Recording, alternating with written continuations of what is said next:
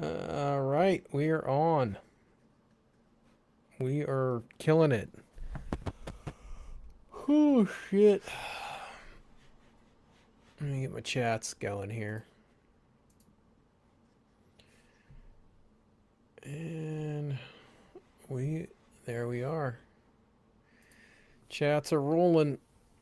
What's up, Noah? Oh, thought I'd jump on for a little bit here today. I'm not bringing any snakes up today. I was down there cleaning for a while, and I got to try to feed some babies tomorrow. What's up, Celeste? And I figured I'd just better let them chill out. Uh, what's up, James? Since I'm going to be offering food, so I didn't want to stress them out. Nope, just got on here. I was kind of. I need to pick it. I need to just pick a time to be on here. And realistically, I should pick 7 o'clock. 7 o'clock should be the time that I come on here every day. So I don't know. Maybe next week.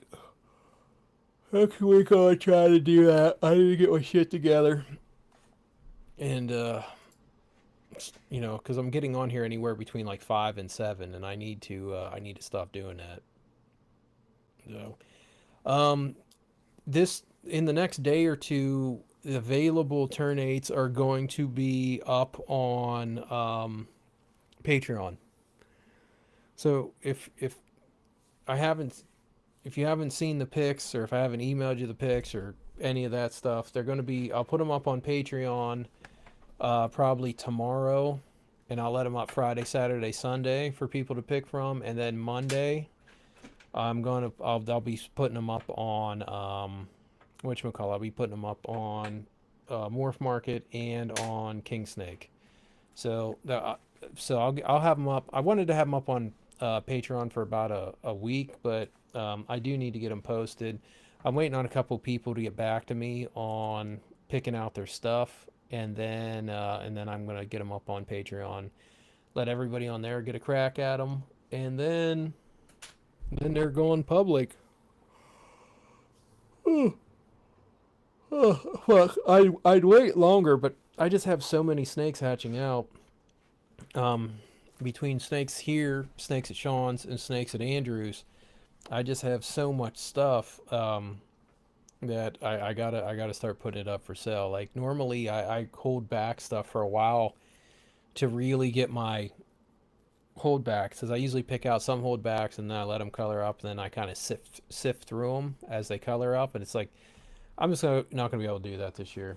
Like I'm just gonna have to pick holdbacks and live with that decision because I haven't. This will be my highest production year in like I don't know, a long time, over a decade. This will easily be my highest production year in over a decade. So I I got to get stuff up for sale. So I got to get what I got to get. I got to get two clutches eating. I got two different clutches that are ready, three different clutches that are ready to start eating. So I got to work with them and just go from there. So, what? Yeah, I'm gonna be doing. I want to do a video showing three different locality crosses pretty soon. Um, I'm going to be doing a video showing Super Maluku, Philukus, and Philatoas. I'm kind of excited to do that video because I think those three breedings, those three outcomes, are going to really help illustrate the importance of some of this locality crossing that's I don't want to say getting popular because I don't think it's quite popular yet, but it's going to be popular. Let me put it that way. And it's going to be popular for two reasons. One, the animal is going to look really good, but as people are moving forward trying to make better looking stuff, it's going to really, these animals are going to really establish the quickest, easiest way to implement new colors and patterns into your projects without having to add any mainland blood. So like I'll give you an example, like the Feluku clutch. If you already have something that's high Superdorf, right? And you just want to bump up some color and pattern, but you're not really looking to add anything other than color or pattern. The the Felukus are going to be perfect for that. They're not going to add a ton of size, but they're going to add a ton of color, ton of pattern, ton of genetic diversity. Where if you got something that's not um, super high, whatchamacallit, Superdorf blood, but you still wanted to get some outcrossing, get some genetic diversity, not add too much size, not cut down too much on the Superdorf blood, but you still want these other options. Well, that's where the Super Malukus and the Philatoas come in. So, these three options uh, that these three different breedings, the options that they're going to bring to the table for selective breeding, I think is it's not popular yet, but I mean I think it's going to be popular very soon. And so I'm excited to show. I'll probably do is I'll probably make a video showing pure Halmas, pure Ternates, pure Mindanaos, and then comparing them also with Super Malukus, Felukus, and Philatoas. So I think that'll be a good video, and we'll be able to go through the different looks and how it affected each one differently. And we'll just be able to show off what's going on. Just a simple question: why is there morphs to begin with? Is it nature's way of trying to improve on the original wild type, or is it just random? I have no idea. I honestly have no idea. I think it's. I would say there's morphs for two reasons. One is just kind of like a genetic mutation that pops up. They say randomly, but it's probably not random. There's probably some function that occurs that causes it, like albinism. And then I think there's another type of morph that pops up from essentially inbreeding in wild populations. That's why I've been saying for a while that I think breeding for breeding for polygenic selective breeding will create morphs. And the reason I think that is because in other species there has been morphs popped up through line breeding, like tangerine gecko, fucking leopard geckos, and other stuff like that, where the traits get locked in and everything gets pushed out, and now it functions. Everything's pushed out, so it's functioning as an actual new morph, and it's probably in situations like that, it's probably not actually polygenic. It's probably working within variation inside a gene cluster, and I have no evidence for that. That's pure speculation, but I'm using reason to suggest it because with polygenic traits being non-Mendelian, not even necessarily sitting on the same chromosome or definitely not on the same locus, it would be kind of hard to line breed those into a lock set that gets passed consistently because polygenic traits, as a group, they don't travel as a group. They some get passed, some don't. So for that to happen, you would have to line breed to the point that you've literally pushed everything out genetically in those spaces, and that's all that's getting passed. So I'm guessing that a lot of the stuff that's technically popping up in the wild because of natural occurring inbreeding or in line breeding within in captive born shit, it's probably not polygenic. It's probably taking place inside of a gene cluster, which even in that case, it's somewhat random, but it's not technically polygenic because the gene cluster, everything within that cluster always travels as a single unit when getting passed to the next offspring. So yeah, I mean, I don't know. I don't know why it happens. I honestly think it's just a natural flow of evolution. To be honest, I think it's just a natural flow of evolution. If I'm being completely honest, I think it's just little tweaks and things are happening, and this snake's pattern was a little darker, a little brighter, that allowed it to hide a little better, so it made it a little longer than its siblings, and then that gets passed on. It's just such a slow process, and it's hard to zone out far enough to look at a process that takes thousands of years, so that's what I'm guessing it is. So, and that's all selective breeding is. You're just hurrying up the evolutionary process. Speaking of Super Malukus, how's my female doing? She's doing good. I need to get her out to you soon. In fact, next 2 weeks I actually want to get her shipped out to you. So, just remind me, because it's one snake, but that's one less snake I gotta take care of. My snake collection has almost the amount of snakes in my collection is basically doubled just because stuff started hatching. So it's probably more than fucking doubled actually. So it's like I'm up to my asshole in baby retics right now. So it's like if I can get a hatchling out, let's do it. Let's get it going.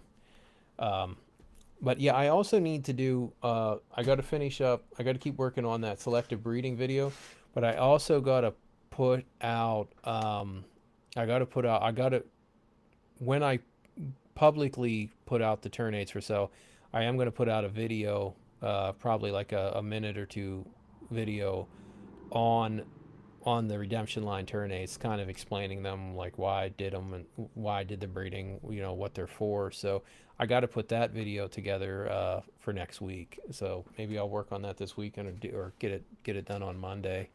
Um, so because I don't think it's easy to just say, hey, these are to fix Aztec, but I have a feeling I'm going to have to explain it to people, on why they will actually work to help fix that. I mean, they're going to help a lot of things, but Aztec specifically needs some help, and it's going to be making really nice Aztecs. I mean, unless somebody gets lucky out the gate, it's going to be a multi-generational, well, multi breeding situation. It's not going to be as simple as, well, we'll just do one breeding and then magically have the nicest Aztecs on the planet.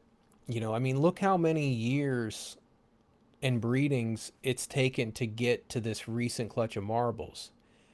Okay, there was the original breeding that created a super dwarf marble. Andrew did a breeding with that snake that created, we got really lucky and created like this insanely nice marble. Just got lucky. So I took that, then I had to breed that to a Mindanao, and then Sean and I got a crazy marble out of that almost has like double the amount of back diamonds. That's the only way I can explain this snake. Um, and then he had this super dwarf cross that had basically the perfect back pattern to go along with it. So there was the breeding that made the super dwarf marble. There was the breeding that made the Jamp super dwarf blooded marble that was really nice. There was the breeding to the Mindanao, the F1 Mindanao, and then there was the breeding that we just did. So that was four breedings to push marble way further than we. I mean, there's a couple marbles in this clutch that are so nice that we're gonna have to keep them. Like we're just probably gonna have to keep them, and the other marbles in that clutch are well above average. You know, so just to push that gene. I mean, it's taken four fucking breedings. You know that shit. That project was started in fuck. When did we start that project? I don't even I can't I don't even know what year that was. That was like uh let me think. Like 2018 or something. 2020. I mean, I don't know. It's not been 10 years, but it's been more than 5. You know, it's been like way more than 5. So, you know, it's just been, you know, it's to push marble as far as we've went. You know, it's taken. I did one breeding that only took me 3 generations to hit super crazy marbles like across the board, and then this one took four breedings. So you know, like this stuff's all takes a while, and Aztec, one, it's being run into genes that definitely lead into striping, and it's being also bred into bottleneck genetics that have had all the jagged pattern, the back diamond separation, all that shit bred out of it. So you know the Aztec, the U.S. Aztecs are getting hit with this kind of like double dose of mediocrity in its breedings. And you know the only person that's really outcrossed them was Nathan Hess. You know, and he ran it to a Coyote. So now you have to take that Coyote offspring and now breed it into something else, and then breed it into something else. You know, so it's not. And you know something like Aztec, once they get to a really high aesthetic value, the price is going to go up. It's not going to go back up to 17,000, but it's at least going to get it. You can either stabilize it at 2,500 or something like that, which you know it's literally heading off a cliff. Like Aztec right now is definitely heading easily sub 1,000 to the $500 mark.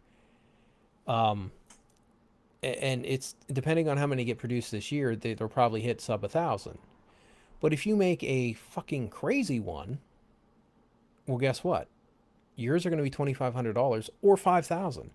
You know, and I proved this with marbles. You know, I proved that you're not just selling the gene, you're selling the aesthetic value of that animal along with the gene. And the thing that creates, you know, and the importance that comes into play with the aesthetic value is the secondary traits that gave it that look. So there's a reason my marbles sell um, for what they do. Like the one crazy one that I sold last year, I sold for $2,500. Um, that was I that has to be the most expensive marble that got sold in the last what 2 3 years. Who you know who has sold a marble with the exception of maybe somebody selling a high super dwarf percentage marble? Um, who the fuck is getting $2,500 for a marble? Well, the thing is, my that marble smokes. That marble I sold for $2,500 fucking smokes every single fucking Aztec, with the exception of the one Brian Watkins just hatched out, produced to date in the whole U.S. So I just don't. Yeah, I mean we got a lot of work to do on that, and you know, and the people who buy into the secondary genetics to start improving their shit, whether it's the Redemption Line Turn 8 or something else, dude, those are the people that are going to have major stability in their Aztec production.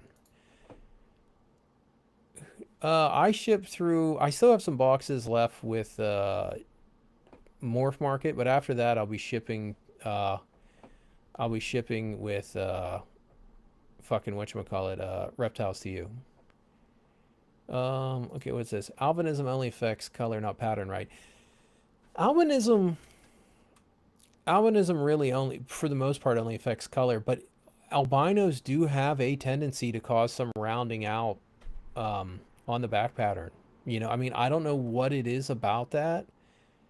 I don't think there's secondary genes necessarily connected to it, but maybe it's just affecting the overall pigment production, and that's just a side product of it. A lot of the old original amels all were extremely striped out. They had almost, if you ever saw the old clown morph, was just basically a striped animal. A lot of them almost looked like they had a secondary gene connected to it, which, to be honest, I wouldn't be surprised if they did.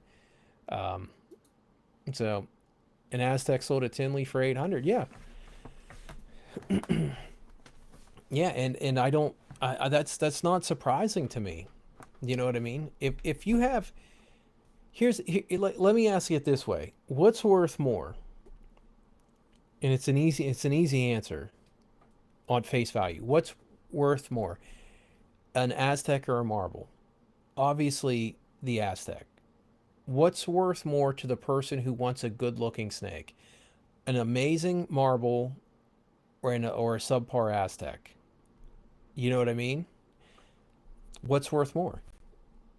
It's the amazing looking marble is worth more money because and I think that's where the big shift where we're actually seeing is happening is like, well, I don't really care what the new hot morph is. I want my snake to look good, you know. So I that's aesthetic value wins long term every single time. Um, Especially when it's in the pet market, the or in the collector market. The collector market has a much better eye for quality than the I'm a breeder market. The I'm a breeder market will get sucked into mediocre looking animals that are buying it just simply based on the genetics themselves and not what they're actually seeing expressed in the animal. So, and I think that's stopping. To be honest, I don't think that's, I don't think that mentality has much more time. I think it's essentially run its course, um, and we're just seeing the end of it. You know, we're just seeing the end of that. So, I had a picture. The dude who bought that crazy ass marble I made, he sent me a picture. Where the fuck's it at?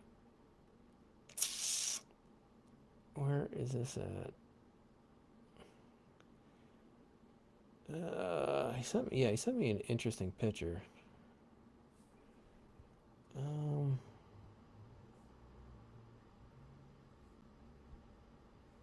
this is kind of a, come on, you piece of shit. This was an update of it. Yeah, that marble was fucking nuts. Yeah, that marble was fucking fantastic. Um, so, but that was my deal. It was like, you know, I'm either keeping this. If anybody wants this snake, that's fine, but it's $2,500. Like, I'm not selling this for $500 when there's nothing around that even comes close to competing with it. So it is what it is. Now, I just got a fucking message that somebody sent me something. Where the fuck is it? Okay. Okay, hold on.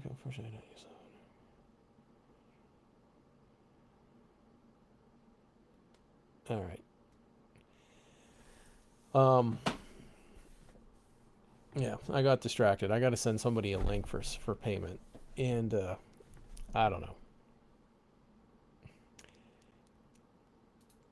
Yeah, yeah, it was neat. That snake was neat. It did have enough back pattern structure left to it to actually have black inside the back diamond, to have just chaos inside diamonds, chaotic diamonds, chaos outside of the diamonds. the head stamp on all those were off the charts. I was freeing up some space on my phone, deleting old videos, and I was looking at the heads because I took videos of like all the heads of the marbles I produced last year, and like some of the fucking head patterns on those marbles were off the chart.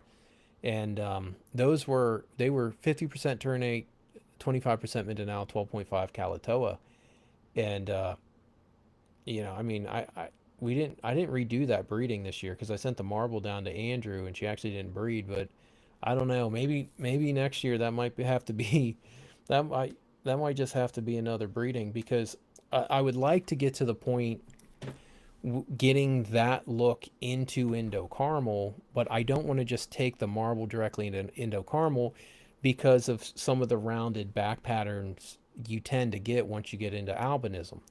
So it's looking like I'm gonna have to make a good looking uh, Indo Caramel Ternate, Mindanao, whatever, and then take that into one of these marble projects that are already in existence. And that way you have the Ternate, whatever blood, Mindanao blood coming from both sides, and that will allow us to essentially keep keep the secondary pattern structure traits the way we need them to get the results that we want.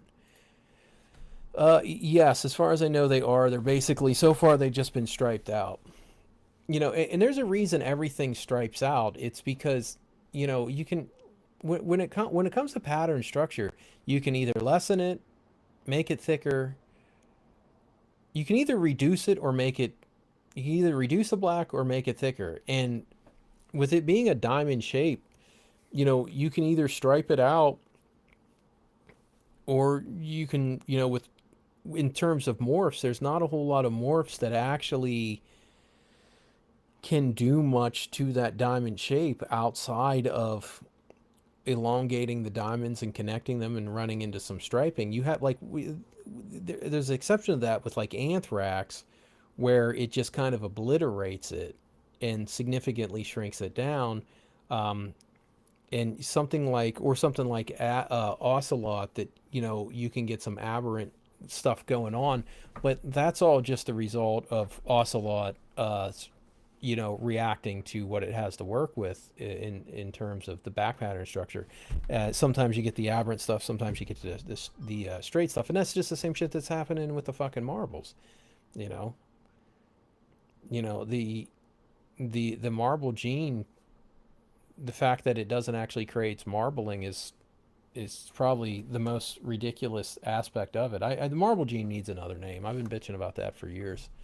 It needs it needs a new motherfucking name because it's some kind of exaggerator gene. And the fucking Aztec gene, it just seems to be a cross between a motley and a marble in terms of functionality. So yeah, I think I need to get an Aztec sooner or later. I just can't bring myself to buy one. To be honest, I just don't have it in me to buy one. Um, just because I I keep seeing the Aztecs getting produced, and I'm like, man, that's just gonna be work. Like that's that's gonna be at least a two breeding situation where I got to do a lot of work. If I can find an Aztec that I can really enhance in a single breeding, I'd be interested in that. But I don't want to have to do two breedings with it. Um, to try to make my money back. If you're invested in Aztec, that shit makes sense. But for me to go out, basically, I'm not getting one because I don't want to start another fucking project. Um, if I luck into one, whatever. But I mean, I don't. Or if Andrew gets one and he wants to send it up here for me to get a jump, kind of jump start some polygenic stuff with it, then I'll do it. But I just don't want to start another project. I got the titanium project, which is dumb because nobody cares about it. I got the pecan project. I got all the anthrax projects. So it's I don't yeah, I don't want to see some of this stuff go away. And I do think titanium's is a underrated more for sure. So we're gonna see what we can do with that. We're gonna get that get that going. So, is there anybody got any questions or topics they want to hit? I took a poll. I just posted a poll today on a next gen and on Retic Pursuit, asking people what they were most interested in: Ternates, Mindanaos, Halmaheras, uh, fucking Felucus, Philatoas, and Super Malucus. And I'm really curious to see how the voting plays out on that. This is just for my own interest. And the reason I'm doing that is because I'm anticipating my Felucus being some of the nicest snakes I've ever hatched out. So we're gonna find out because they hatch out next week. So we're gonna find out if I'm right. I'm anticipating them being some of the nicest snakes I've ever hatched out, and I'm curious to see if people just thinking about them are interested or not. So, and then I'm going to post after the poll, I'll make the video showing all of those animals and going through, the pros and cons of each one and all the stuff you can do with them. Okay, it seems like adult single ocelot have the same color spectrum as super dwarfs. It's not the, no, I'm going to disagree with that. And here's why I'm going to disagree with that. Do they have the same colors? Yes. Do they have the same color spectrum? No. And the reason for that is, one, the head color. They can have that bright ash yellow head. You just do not see that. Which reminds me, I'm supposed to be getting a super dwarf off Eric, the one that has the yellowish head. You don't see that in super dwarfs. What is actually happening in Ocelot is, and I'm going to be talking about this. I just talked about this for like a fucking hour yesterday on that selective breeding, is something I go into it way more in depth than that, but I'll just give you a quick rundown. There's something that's I called the continued ratio of the phenotype. And a ratio is two numbers. A continued ratio is three or more numbers. And there's three aspects of a phenotype. There's pattern structure, there is pattern outlining, and there's pattern fill. Pattern structure is the black, pattern outlining is the color surrounding the pattern structure, and the fill is the silver, gray, gunmetal blue, whatever in between. Okay, so that's it. Retics have three things. And every single look that you see in a retic is the result of whatever the ratio is of space taken up by one of those three parts, right? And what you're seeing in Ocelot that's giving it that color spectrum is actually the removal of the pattern outlining. That's why that an albinos or Indo or orange glow ocelot doesn't have all that crazy yellows and oranges like you would think. It has all the silvers, whites, and tans or whatever, is because the part of the color spectrum that the yellows through oranges and whatevers would be in the albino form, or the yellows through browns in the non-albino form, that section is basically not there. That's one of the functions of Ocelot, is a significant removal of the pattern outlining section. So an Ocelot is basically, in terms of the continued ratio, is very high pattern structure, very high pattern fill, and very low pattern outlining. That's the continued ratio of the phenotype of Ocelot. So it's not that it doesn't have, it's not that it's a different color spectrum. It's that it's just has removed so much of the part of the pattern that the color is expressed in, that it's not there. So yeah, I mean, that's actually what's happening. And when Andrew and Eric did their first Ocelot Ternate breeding, Andrew used one of the females that had a lot of black to get some pattern structure. And then when he brought the male up here for me to do another breeding, I use the female that has a ton of color and side banding, that I use for my platy. It was, shoot, I did the whole breeding years ago to create an animal that was going to be good for sunfires, platies, those kind of morphs. So I actually ran the ocelot into it to try and put back and offset some of the pattern outlining loss, that's just the functionality of ocelot. And knowing that I've been able to put more black on stuff, sunfires and platinums that typically have less black, I've been able to add it back. I've been able to offset some of the losses from morphs. I've proved that enough times to know that it's possible. So I specifically bred those animals together to try to get more pattern outlining into the ocelots, ocelot morph, to hopefully we can get some color back. Now, I don't know if it's possible. It's been possible with other morphs, to offset what some of what is lost by the functionality of specific morphs. So we're going to find out if that's possible. But if you look at the ternate het ocelots from the first breeding versus the ternate het ocelots from the second breeding did get a lot of those traits that I wanted in terms of color spectrum and side banding, and have way more fucking color. Way more color, tons of color. So hopefully that translates into more areas for yellow and orange, and yellows through browns in the normals, and yellows and oranges in the albinos and other T positives. So that's yeah, that's why something like ocelot's going to be good, if you like high silver stuff. Like, I think ocelot mocha, I think that's going to be a really interesting snake. I think that'll be good. Um, but yeah, I mean, we're gonna have to wait. We're gonna have to wait to see what we can do. You know, we're gonna have to wait to see what we can do. The one interesting thing, that I thought, uh, I, I I didn't really like the results, but I was hoping, because Sunfire tends to add some more pattern outlining, and where that's where the color lives. And unfortunately, it was not able to override the ocelot traits. But the ocelot Sunfire proved without a question of a doubt what I've been saying for a long time, that Sunfire is actually a black reducing gene.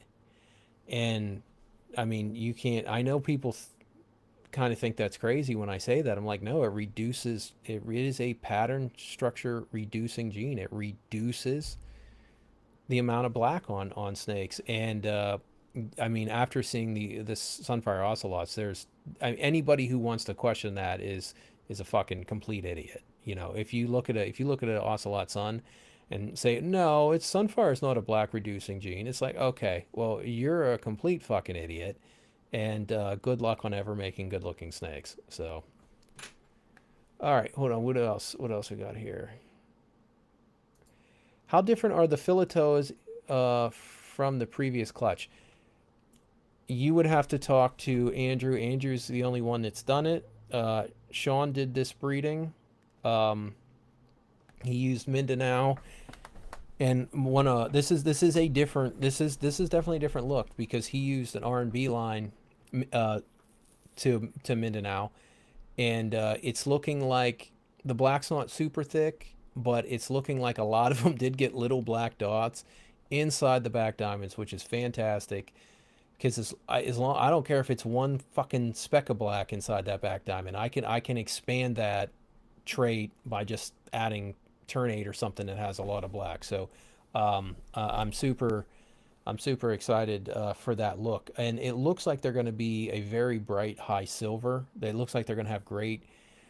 They have it's slightly thinner black, but they have a lot of pattern outlining, and they have a decent amount of silver, and I think they're gonna have really really nice fucking contrast. And from what I've seen, most of the diamonds are sharp too. They're not very rounded off. There's a lot of sharp back diamonds, and that is incredibly important. Moving forward, if we want to get rid of this striping plague that's ruining all our shit. So, but yeah, so yeah, no, the ocelot though, like when the albino ocelots came out, like everyone was really surprised that they looked the way they did. You know, I think we were all expecting a, like almost like a. I know what we wanted. We all wanted. We wanted to see like GC type side colors with those big fucking black donuts and stuff on them. Because that, I mean, that contrast. I like ocelot regardless, but that would have been some killer ass contrast. You know, right there. Oh, I'm good. From where? You're from the whole way in India. You need to send me some pictures of some reptiles from India. I want you need to get on Facebook and send me some pictures of like some of the different vipers and stuff over there. Like is it Malabar pit viper? I really like that. Yeah, I bet you do love. I bet you do LGBTQ Hell Creek. I bet you do love GC Ocelot. Didn't isn't wasn't GC Ocelot made? Wasn't it made? I mean, because I mean, GC by nature, dude. You know, GC. When I talk about that continued ratio of the three different aspects of the phenotype, like GC is a perfect example of that. GC is basically just the elimination of pattern structure and pattern fill. I mean, that's basically all it is. Yeah, yeah. GC. Yeah, nothing like some GC, some striped out tiger. Just get that in there. Get that in there right away. So, but yeah, I don't know. I'm excited. I'm excited to get the marbles up here from Sean's. Because that male, and that like the male worked perfect with that female, and we're gonna have to start looking into. We're gonna have to. We're really trying, and I haven't even talked about this yet, but I know I talked about trying to start like an aberrant sharpback diamond, Kalatoa, like kind of like subline out of my R&B stuff, but we're also trying to start an aberrant thick black inside the back diamond line out of my Mindanaos too. I'm basically trying to create the Apocalypto look in. I want to have the Apocalypto in Ternate. I want to have the Apocalypto in Mindanao, and I want to have Apocalypto in Kalatoa.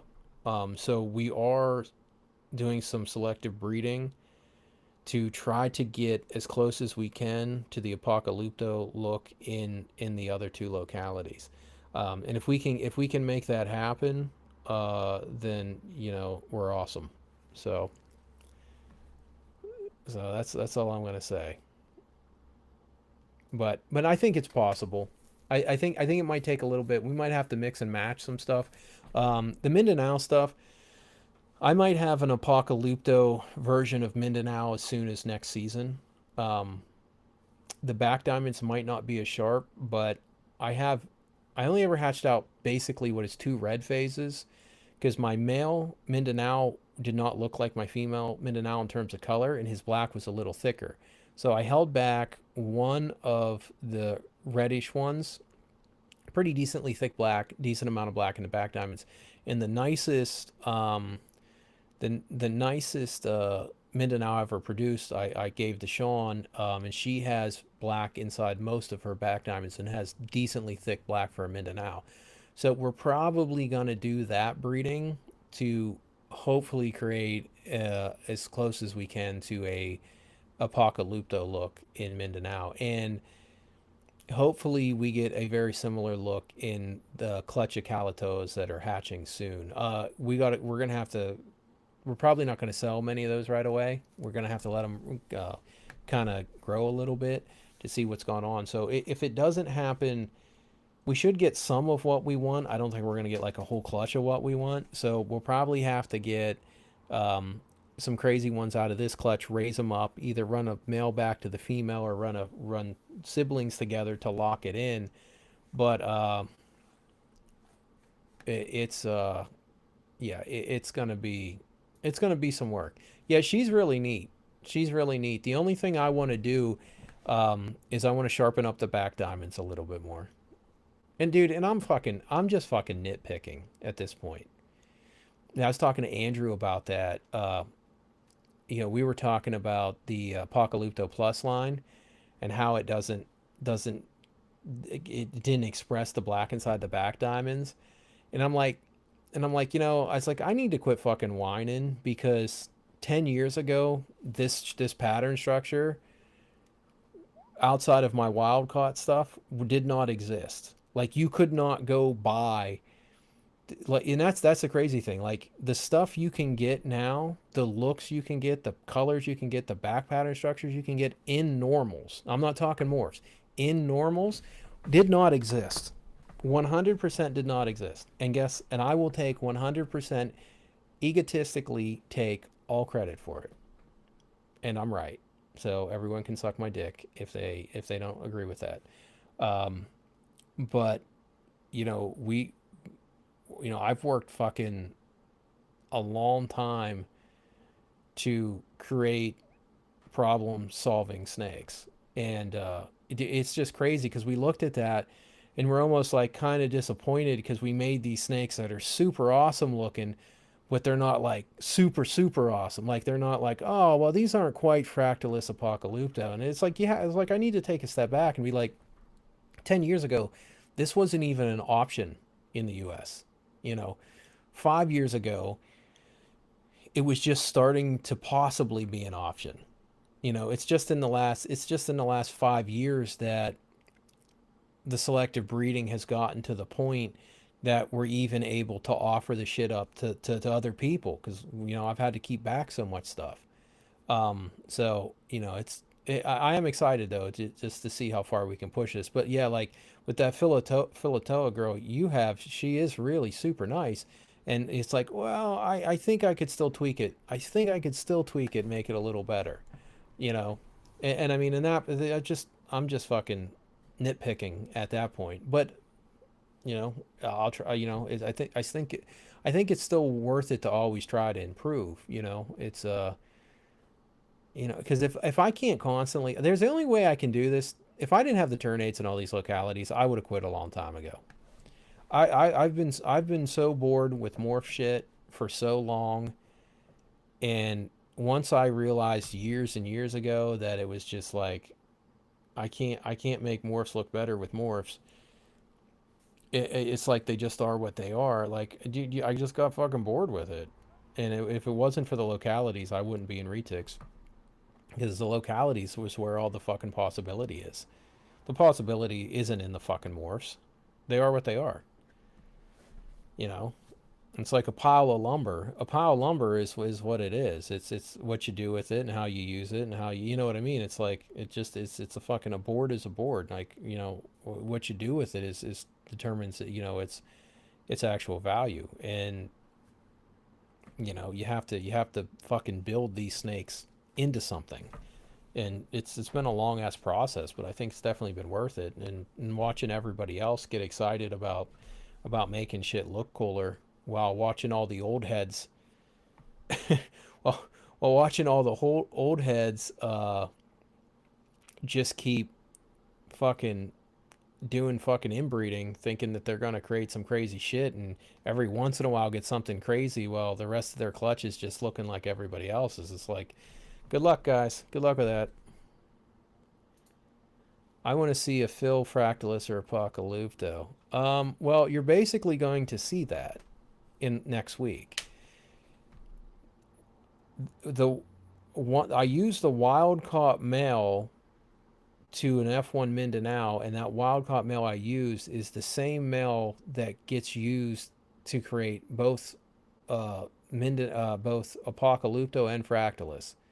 He's 50% of the Fractalus line and a third of the percent of the Apocalypto line. So these guys should have awesome yellows and have awesome silvers, have awesome back patterns. Because the Mindanao I use, she's not a super aberrant back pattern, but she's got a bunch of shit in between the back diamonds. She's got like her back diamonds that are kind of goofy, and there's a little bit of black inside of them, and then in between them, it's a little fucking messed up. So there's tons of opportunity. And he's got good. He's got really good side colors, pattern outlining colors, like a golden yellow, and she's got the general yellow, green, fucking gold. Uh, into some browns of the Mindanao colors. So like they all should go together. She's got a lot of ticking. I don't know if I don't know if the black ticking will come through too much on that. I think the ternate might override that. So that might be something that comes out later. But you're basically you're gonna get to see something very close to a Felucca fractalis type looking animal. Very soon you're gonna see that. Like I'm gonna tell you right now, these if these aren't some of the nicest snakes I've ever produced, I'll be amazed. And they might not be super crazy, like super crazy, but the overall look of the snakes are gonna be fucking nice. Like the overall look of the Super Malukus are awesome. The overall look of the Filatoas are awesome. The overall look of these Feluccas are going to be awesome, and that's what you need. Like I know everybody wants crazy shit, but sometimes crazy shit doesn't work well with everything. I'm trying to make Swiss Army knife normals. I want to make normals that are just super fucking awesome looking, but they have a set of traits stacked up together that anything you breed them to, it will improve. It doesn't matter what the fuck you breed it to, it's going to make it look better. So, and that's the problem that I want my snakes to solve. I want them to. I want to stop. I want. There's three problems that need solved. You need genetic diversity. You need better aesthetic value, and you need create a look, create an animal that either stabilizes its prices or causes the price to go up. So that's what I try to make with my animals. I want to solve those three problems: stabilize, raise prices, make everything look better, and genetic diversity. And to be honest, I'm the only old breeder doing that. You like doing literally doing all three and trying to make Swiss Army fucking normals that add value, color, and genetic diversity to anything you put to it. If money were no option, import ban wasn't active, what would be the locale you would sell your firstborn to?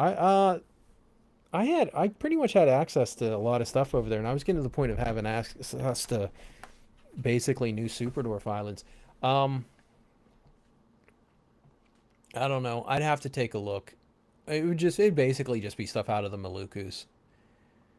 Honestly, like you don't. Well, I shouldn't say that. There are some small islands around Sulawesi that could be very interesting. There are some really little islands that we don't know if there's retics on there. I need to talk to people in Solo, see if they know. But there are probably dwarfish to super dwarfish size solas, um, which I guess we don't really need since Garrett already made them. But there's some island groups, even in the peninsula there up by Monado, like because of that weird hook that goes up there up at Monado. In there, I forget what's like the Celeb Sea or something. There's some small islands in there, and all around the fucking east coast of fucking Sola is just littered with islands. Like that's where Bhutan and Muna is. Bhutan and Muna is off the southeast coast of Solo. But I mean, they're decent sized. They're not huge islands, but they're pretty decent sized. And the snakes get fucking gigantic and eat people. Um, but no, I mean, as far as if I could get anything, if the Hyri, uh, uh, Mari, and Mayatara, those are the three islands that I'd want to get retics from because those are the three islands that are right around Ternate and Tadori, and they look to be the size roughly of Kalatoa or smaller. and I don't know if there's retics on those islands, but if there are retics on those islands, they're little enough that they're probably just a super dwarf version of a Ternate, like legitimate super dwarf version of a Ternate. And if you could get the super dwarf, if you could get the six, if you, I mean, Ternates, I mean, some of my adults are big because I fed the shit out of them. But like, if you have something that's literally averaging fucking 8 feet, like maxed out fucking 8 feet, maybe 10, but they're breeding at five, you know, 5 feet, I mean, dude, 6 feet. That's what I would, if that's what I would work on. My, Hyri, Mari, and Mayatara or Mayatara, it's those three islands. Those would be the ones I'd try to get shit from. No. Yeah, I mean that's just kind of like the ongoing joke, though. It's like if I get some money together, I'm going to start making shirts, which I've been talking about for 10 years. But I wanted to get the 7 to 9 for Life club, or it's 7 to 9 for Life crew, just as a joke, because I mean he like reach out is literally to the point that just telling everybody it's like 7 to 9 feet. It's like it don't matter what it is. It's just all seven. Like everything just apparently has the same exact indeterminate growth potential of 7 to 9 feet. It's like how the fuck is that even possible? So yeah, so I need to get that 7 to 9, 7 to 9 for Life crew. So I think it would sell. People like making fun of Garrett. I think it would do well. Well, but yeah, I'm trying to set up.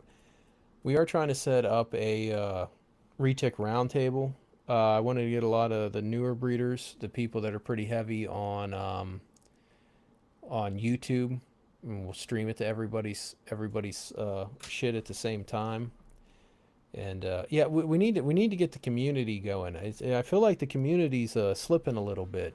I have a solid what's on here now, 20 to 25 every day on here. Sometimes it hits 30, 35. Like if everybody's on here fighting and acting ridiculous or making fun of people or talking shit, like it usually gets into the 30s. But I'd like to try to build up this community.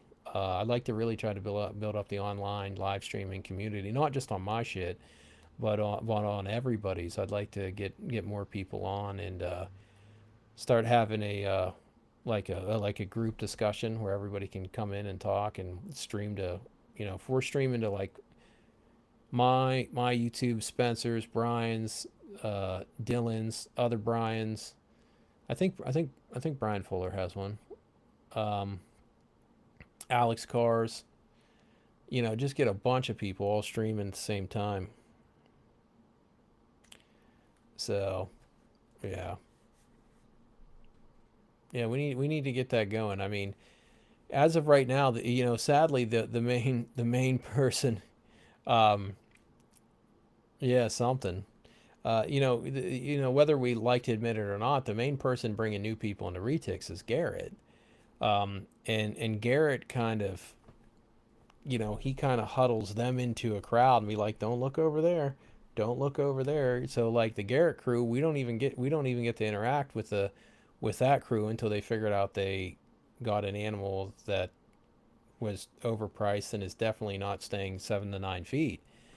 But I mean, there's a whole group of people that, and I'm not saying to like try to steal his crew or anything, but it would be nice to try to reach out and get the community all talking and discussing stuff, you know. But it's hard to do that when I'm thrown off of most sites and everybody, most Facebook groups and everybody on those groups tells everybody I'm Satan, which is kind of strange. So, but all right, I'm gonna call it. It's been an hour, and I gotta feed some snakes tomorrow, so I don't know if I'll be on or not. But we'll go from there. But yeah, we'll have to try to get a large. I think I can have 8 people on, and so we'll try to get as many people on and have hopefully a lot of them also have their YouTube. So we'll link it all up.